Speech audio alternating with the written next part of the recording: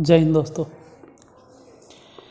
अभी किसी सिन्हा किताब से 11th का 12th वॉल्यूम, जिसमें स्ट्रेट लाइन हम बता रहे थे, क्वेश्चन नंबर 19 तक लास्ट बता दिए थे, जो आप देख भी सकते हैं अभी तक वीडियो मतलब बोर्ड पे लिखा हुआ है। बताना है 20 नंबर आज। देखिए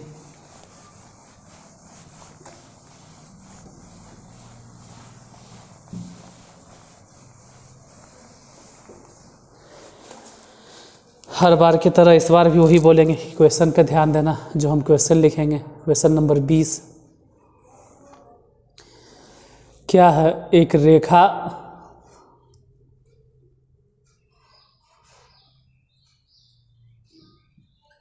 बिंदु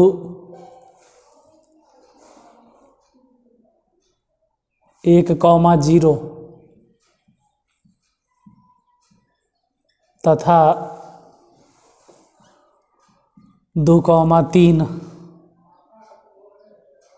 सॉरी गलती हो गई, ये नहीं है। क्वेश्चन है कि एक रेखा 1,0 तथा 2,3 बिंदुओं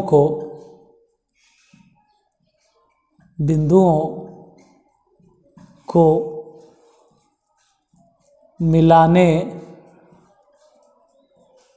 वाली रेखा खंड पर लंब है।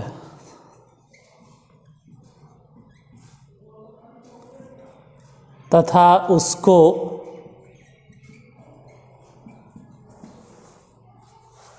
एक अनुपात n के अनुपात में विभाजित करती है। विभाजित करती है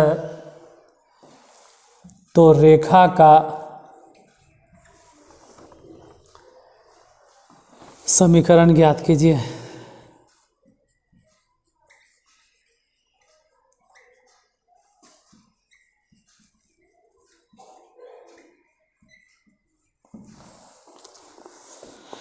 कम से कम 10 सेकेंड 15 सेकेंड तो क्वेश्चन ध्यान से देखो कि क्वेश्चन है क्या।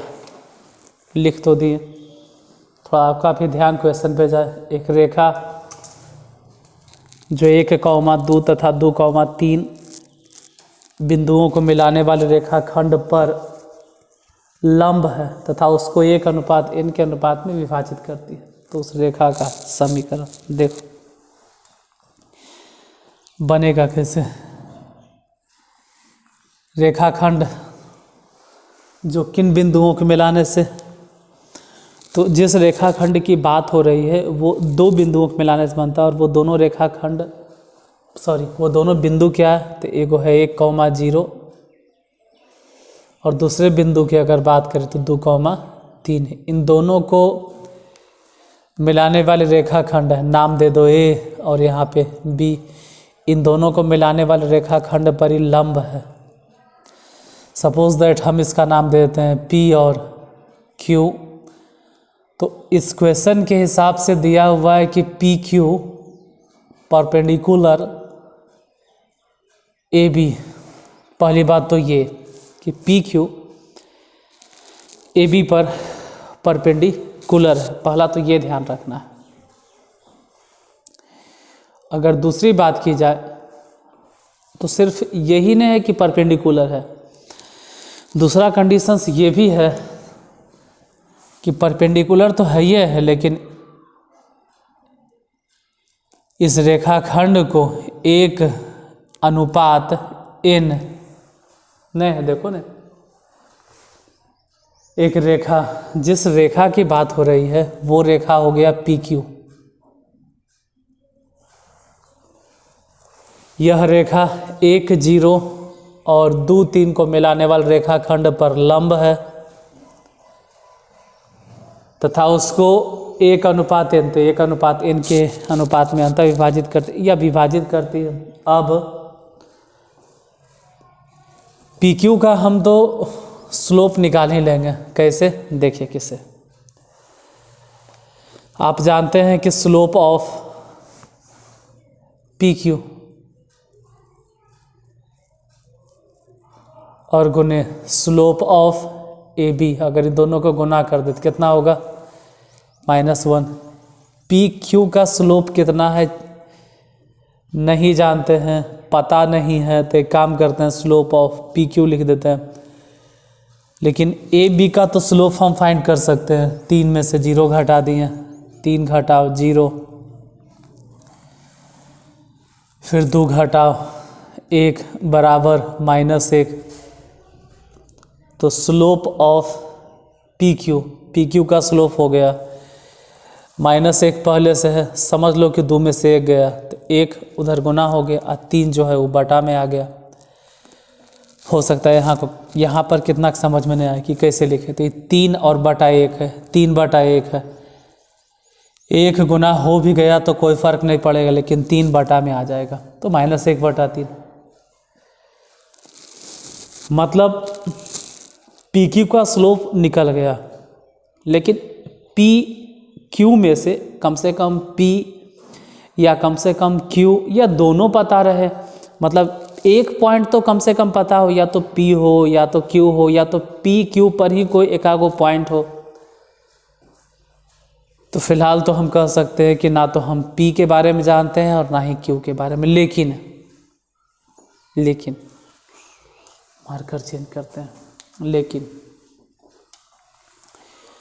हम क्यू निकाल सकते हैं। कैसे, तो 1 इस तरफ भेज देंगे और n इस तरफ भेज देंगे, उसे हिसाब से ही नियामक निकल जाएगा।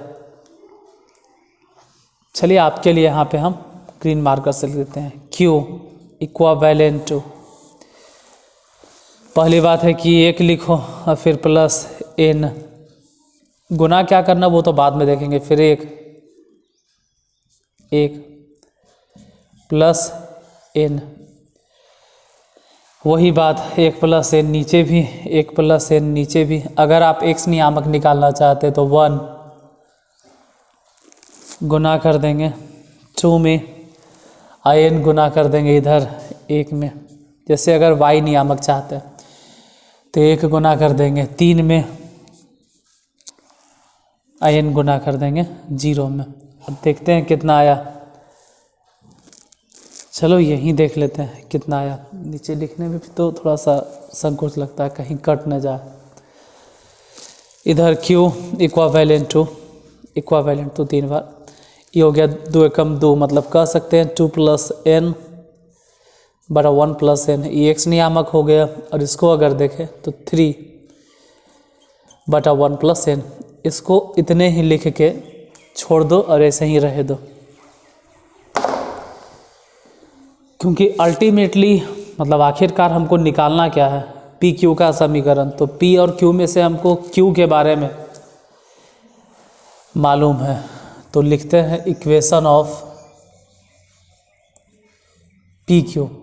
पहले तो अगर फॉर्मूला लिखा जाए तो स्लोप m, फिर अगर आपको याद हो तो y माइनस y1 अब बटा x माइनस x1। देखो इस एक्सरसाइज में तो यही फार्मूला चल रहा है कि पहले स्लोप लिखे और फिर y माइनस y1 बटा x माइनस x1। जब हम अगले एक्सरसाइज में आएंगे तो वहाँ पर हम बोले थे कि अगले एक्सरसाइज में फार्मूला ये चलेगा, लिख देते हैं y माइनस y1 बटा x माइनस x1 बराबर, उधर नहीं दिखाई देगा इसलिए इधर लिख देते हैं y1 माइनस y2 बटा x1 माइनस x2। ये अगले एक्सरसाइज में मिलेगा। इसमें है क्या स्पेशल क्या है, तो आपको एक बात नोटिस करने के लिए हम अंडरलाइन कर दे रहे हैं कि y और x हम खुद मानेंगे उस लाइन पर। जब हम अगले एक्सरसाइज में आएंगे तो आपको बहुत अच्छी तरह समझाएंगे। x1 y1 दिले रहेगा और x2 y2 दिए हुए रहेगा, लेकिन ये नेक्स्ट एक्सरसाइज की चीज़ है, यहाँ पर रहते हैं। बोल इसलिए दिए क्योंकि कंफ्यूज मत होना। स्लोप कितना ये बताए, तो ढाल तो खैर यहाँ जानते हैं कि -1/3, y माइनस y1 कितना है भाई, तो 3/1 प्लस n बटा x माइनस x1 कितना है, तो ये क्या है, थोड़ा सा नहीं समझ में आ रहा होगा, 2 है, ठीक है, 2 प्लस n, चलो ब्रैकेट में घेर देते हैं, हाँ बटा में 1 प्लस n। अब -1/3 बराबर, सब गुना उना कर लेना, तो समझना कि 1 प्लस n में गुना हो गया y -3 बटा, क्योंकि 1 प्लस n यहाँ भी 1 प्लस n यहाँ भी, तो कट गया, ये 1 प्लस n गुना हो जाएगा x में, और घटाओ अंदर भेज दो माइनस, तो -2 -n। अब इतने रहे दे तो फिर स्टैंडर्ड इक्वेशन आएगा ना, तो लिखने के लिए हमको कुछ मिटाना पड़ेगा। क्या मिटाना होगा, देखिए ये फालतू चीज़ है, इसको हटा दो, तिरछा तिरछे गुना करेंगे, ये पूरा के पूरा टर्म -1 में गुना कर दिए, तो समझ लो अगर -1 में गुना भी हो जाता तो ये माइनस में हो जाएगा। हम एक काम करते हैं, 1 प्लस n इंटू एक्स, इसमें गुना कर दिए, -2 -n, मतलब आपको लग रहा होगा ना कि यहाँ माइनस है, हम ही माइनस यहाँ समझेंगे ही नहीं, हम समझ लेंगे -3 के साथ है, क्यों, ऐसे ही मेरे दिमाग में ये ख्याल आया कि x के आगे माइनस नहीं होना चाहिए, तो हम ये सोचे कि x के आगे माइनस नहीं हो, इसलिए यहाँ से माइनस हटा दिए और इधर गुना कर देते हैं, तो जब उधर गुना करेंगे -3 बराबर है, तो ऐसे हो जाएगा, माइनस गुना करो तो -3 into 1 plus n into Y, और ये माइनस माइनस प्लस 9, थोड़ा सा कट गया होगा तो एडजस्ट कर लेना, अपने से भी लिख लेना, ये हो जाएगा 1 प्लस n इंटू एक्स, उसको इस तरफ भेजो तो हो जाएगा प्लस में 3 into 1 plus n into Y equal to 9, तो पहले से उधर है, 2 उधर गया तो 11 हो जाएगा, n उधर गया तो प्लस n, ये तो फालतू में उधर लिखना है, सबको इधर लिखो ना, 1 plus n into X plus 3 into 1 plus n into Y, और उसको इधर भेजो तो -11 minus n is equal to 0, क्योंकि स्टैंडर्ड इक्वेशन तो यही होना चाहिए, लास्ट में यही आंसर आना चाहिए।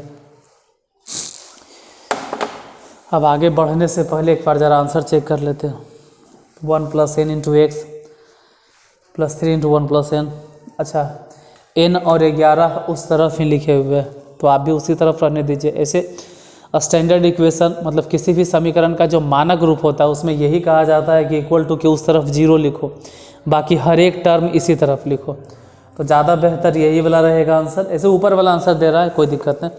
एक्सरसाइज 18.3 के क्वेश्चन नंबर 20 हुआ ख़त्म। अब 21 नंबर क्वेश्चन के लिए मिलते हैं अगले वीडियो में, तब तक के लिए पढ़ते रहिए और अपना ख्याल रखिए। इसी तरह से छोटा छोटा वीडियो हर दिन आपको प्रोवाइड करवाते जाएंगे। आपका सिलेबस भले ही हमसे कंप्लीट नहीं हुआ, उसके लिए हम माफ़ी चाहते हैं, लेकिन लेट सवेरे से ही क्वेश्चन छूटेगा नहीं। तो मिलते हैं नेक्स्ट वीडियो में, तब तक के लिए जय हिंद दोस्तों।